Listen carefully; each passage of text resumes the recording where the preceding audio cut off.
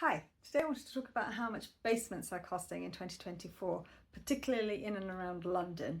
And what we used to typically say is that a basement would cost twice as much going down as it does going up. Partly because there's so much more work involved with a basement. You've got excavations, you've got sort of quite often underpinning, particularly in properties that are closely kind of packed in together, which is a lot of London. But the benefit is that often you can increase your footprint quite significantly, not just the footprint of the house, but quite often if your basement extends beyond the line of the house, then you're also getting that additional space. So how much does it all cost when you start thinking about, and what are the critical costs that you want to start thinking about from the outset?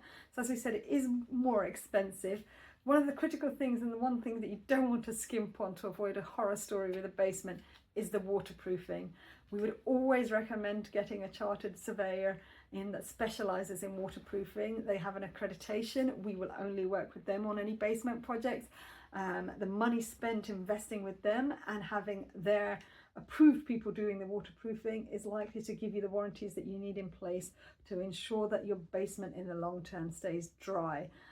So on a typical sort of basement where you've got a mid-terrace property where you're adding in an entire story below ground level, you're probably looking to spend quite a significant amount of your budget on waterproofing and underpinning, which brings us nicely on to the next section that you want to think about, and that's the party wall process. Party wall processes on basements cannot be skimped in any shape or form, and it's actually something that you want to get a specialist party wall surveyor involved with, and they'll be used to dealing with sort of the toing and froing with the neighbour's surveyor. And in addition, you may well also incur the expense of a special checking engineer who is checking your structural engineer's design to ensure that it's compliant. So those things can all start to add up, but it is well worth doing properly, because the last thing you want to do, and heaven forbid, we've all seen the horror stories that where something's gone wrong in a basement dig and things have started to collapse.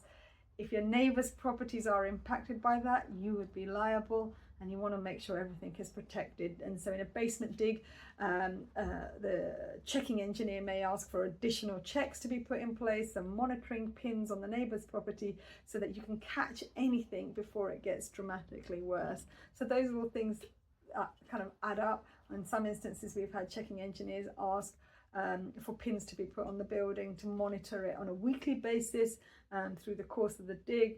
And you can bear in mind that the dig can be quite extensive, so it could take some weeks. But without that, you offer yourself very little protection in protecting neighbours. You may also be asked to put in a bond in place in the event of something happening, a bond or some sort of special fund that is retained in the event that something untoward was to happen. You have got a pot of money that protects any third parties in relation to that. So waterproofing, party walls, and then you can also start thinking about the kind of cosmetic things that will impact the way that the basement is. You want to think about how you get down to the basement, and the strategy around that might impact a lot of the ground floor. Typically you'd find that unless the basement already exists, access needs to be created. Where the access is created, you may well be impacting the existing layout of the ground floor.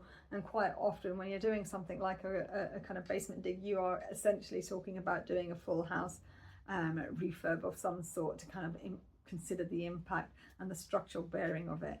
There are some other things that you want to consider, things like drainage and how that's being dealt with. You'll need inevitably pumps. You don't need just one. Typically you'll have two. You'll have a backup pump in case one fails. And these things have ongoing maintenance costs involved as well. So just think about that. And partly also you want to consider things like fire strategy in your basement that will all impact cost. You may need specialist consultants involved with that side of things. You may well need a misting or a sprinkler system to make sure that access outside of the basement can be safely maintained in the event of a fire. And these things all start to kind of amount to costs as part of your work with a basement. Lots to consider. It's not an easy build. We've seen people try and skimp that kind of initial design stage through that process, and we've seen people do it really well by considering things at the outset. Our view inevitably is going to be to take the time to make sure everything is considered at the outset, and you're far less likely to run into problems and you're likely to also be able to get an accurate cost. You may well subcontract the basement aspect of the works out to a basement specialist, but don't forget about this kind of accredited waterproofing surveyor, because that really does help you with the warranty. Should you ever want to sell a property with a basement, that's also quite critical.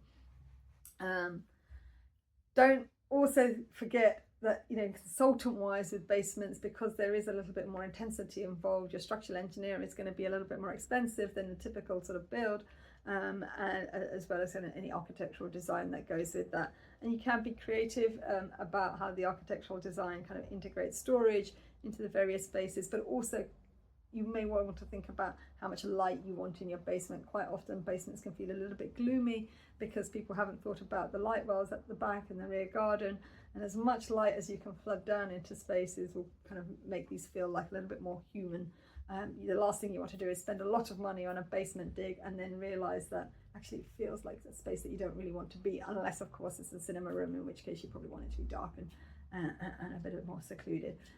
So how things are set out in a basement in that regard, particularly around getting light down to the kind of core of it, whether that ends up meaning that you need to walk on skylights or things like that, can really impact how the space is used, because there's very little point in creating extra footprint if that footprint makes you feel like you don't want to be in there in the end.